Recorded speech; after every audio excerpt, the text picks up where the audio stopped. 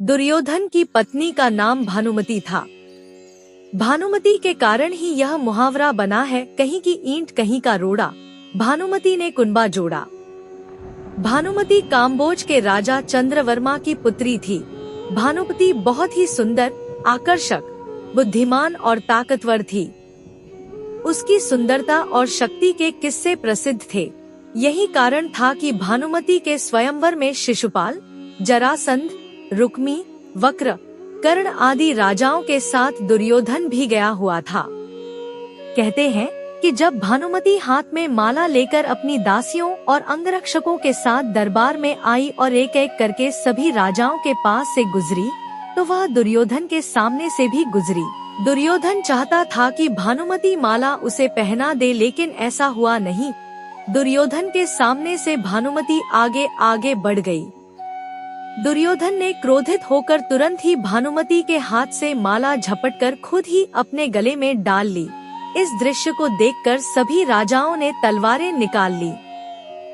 ऐसी स्थिति में दुर्योधन ने भानुमति का हाथ पकड़ा और वह उसे महल के बाहर ले जाते हुए सभी योद्धाओं से बोला, कर्ण को परास्त करके मेरे पास आना। अर्थात उसने सब योद्धाओं से कर्ण से युद्ध की चुनौती दी, जिसमें कर्ण ने सभी को परास्त कर दिया। लेकिन जरासंध से कर्ण का युद्ध देर तक चला।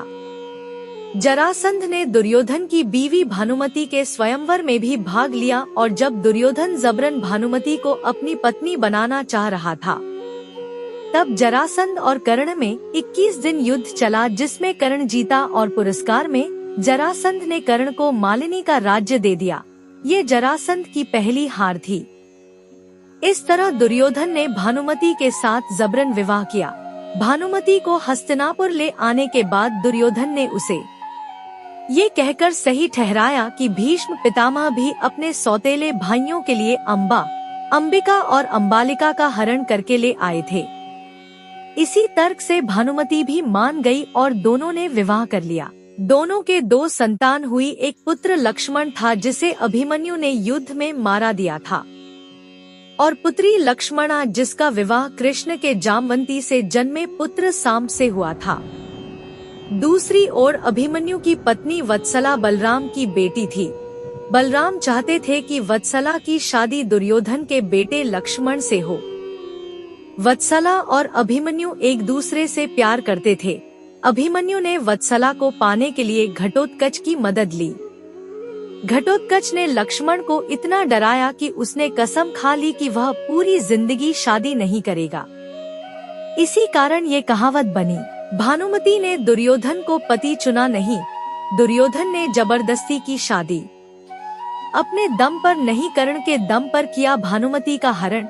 दूसरा, भानुमति की बेटी लक्ष्मणा को कृष्ण पुत्र सांब भगा ले गया था।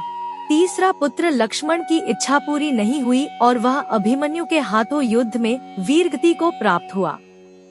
इस तरह की विस्मृतियों के कारण ये कहावत चरितार्थ होती है। कहते हैं कि भानुमति का कर्ण के साथ अच्छा संबंध हो चला था। दोनों एक दूसरे के साथ मित्र की तरह रहते थे। दोनों की मित्रता प्रसिद्ध थी। भानुमति बेहद ही सुंदर, आकर्षक, तेज बुद्धि और शरीर से काफी ताकतवर थी। गंधारी ने सती पर्व में बताया है कि भानुमति दुर्योधन से खेल खेल में ही कुश्ती करती थी, जिसमें दुर्योधन उससे कई बार हार भी जाता था। भानुमति को दुर्योधन और पुत्र लक्ष्मण की मौत का गहरा धक्का लगा था। लेकिन उसके बाद ऐसी किंवदंती भी सुनने को मिलती है कि भानुमति ने पांडवों में से एक अर्जुन से शादी कर ली थी।